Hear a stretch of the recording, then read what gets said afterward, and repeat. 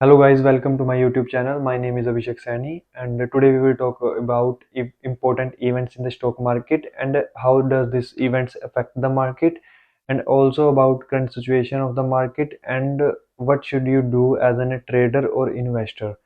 So let's start the video without wasting the time. So पहला point है guys, regulations and policies. So regulation and policies भी market को बहुत ज़्यादा affect करती है। इवन कि मार्केट इन्हीं के ऊपर डिपेंड करती है। तो रेगुलेशन एंड पॉलिसीज जो भी गवर्नमेंट करंट गवर्नमेंट होती है वो किस टाइप की वो पॉलिसीज लेके आ रही है, किस टाइप की वो रेगुलेशंस बना रही है, मतलब टैक्स के ऊपर। बिकॉज टैक्स बिजनेसेस के ऊपर प्रॉफिट ये सब है ना, टैक्स इफेक्ट करता है। ट्रेड ट्रेड हो रहा है जो जीएसटी हो गया जैसे, ठीक है। फिर इंपोर्ट एक्सपोर्ट के ऊपर import duties, export duties and main सबसे ज़्यादा इम्पोर्टेंट जो फैक्टर एक स्टॉक मार्केट को इम्पैक्ट करता है वो है इंटरेस्ट रेट्स। इंटरेस्ट रेट्स ज़्यादा करने हैं, कम करने हैं, सो ये सब रेगुलेशंस एंड पॉलिसीज के अंडर आता है। यहाँ पे जब भी यहाँ पे कुछ भी चेंजेस आता है तो स्टॉक मार्केट वोलेटाइल जरूर होती है। मतलब वोलेटाइल तो नॉर्मली होती है stock market, but regulation and policies के टाइम स्टॉक मार्केट में काफ़ी ज़्यादा या तो अप मूव या फिर डाउन मूव देखने को मिलता है। So second is natural disasters. जब कभी भी नेचुरल डिजास्टर होता है किसी भी कंट्री में तो वहाँ की स्टॉक मार्केट भी इफेक्ट करती है। फॉर एग्जांपल फ्लड आ गया, तो जैसे कि इंडिया में ज़्यादातर पॉपुलेशन जो एग्रीकल्चर के ऊपर डिपेंड करती है, तो फ्लड आ गया, उनकी जो फार्मर्स की फसलें हैं वो खराब हो गई, तो उससे इनकम कम हुई। तो ये सारी चीज़ें मार्केट को बहुत इफेक्ट करती हैं।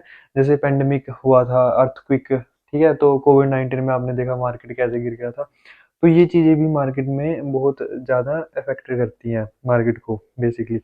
सो नेक्स्ट इज जो पॉलिटिकल इवेंट्स, जो पॉलिटिकल पॉलिटिकल इंस्टेबिलिटी है, ठीक है, ये चीज़ें भी मार्केट को इफेक्ट करती हैं, ठीक है। जैसे और या फिर कह लो आप वॉर है, किसी दूसरी कंट्री के साथ वॉर है, या फिर सिविल वॉर है जो अपनी ही कंट्री में लोगों के बीच में हो रही है, ठीक है, जिसको स्टेट या फिर एक कंट्री के अंदर होती है जो वॉर, उसको सिविल वॉर बोलते हैं, ठीक है।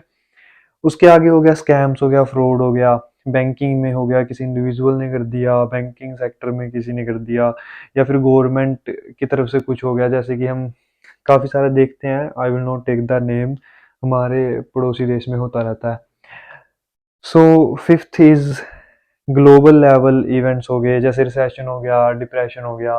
तो ये चीज़ें, जैसे यूएसए में जब भी कोई इवेंट होता है, कुछ भी है, यूएसए के इलेक्शंस भी इम्पैक्ट करते हैं इंडिया की स्टॉक मार्केट को, ठीक है। या फिर यूएसए में कुछ भी कोई क्राइसिस आ गया, कोई भी उनकी बैंकिंग सेक्टर डूब रहा है या कुछ भी हो रहा है यूएसए में, ठीक है। इनमें से अगर यूएसए में कुछ भी होता है तो इंडिया में जरूर फर्क पड़ता है, क्योंकि ग्लोबल लेवल पे जो इन्वेस्टर्स हैं, एफआईआई बोलते हैं जिनको, फॉरेन इंडिविजुअल इन्वेस्टर्स, वो हर तरफ का देखते हुए, जैसे यूएसए की मार्केट भी वो देखेंगे, इंडिया की मार्केट भी देखेंगे, फिर चाइना की मार्केट भी देखेंगे।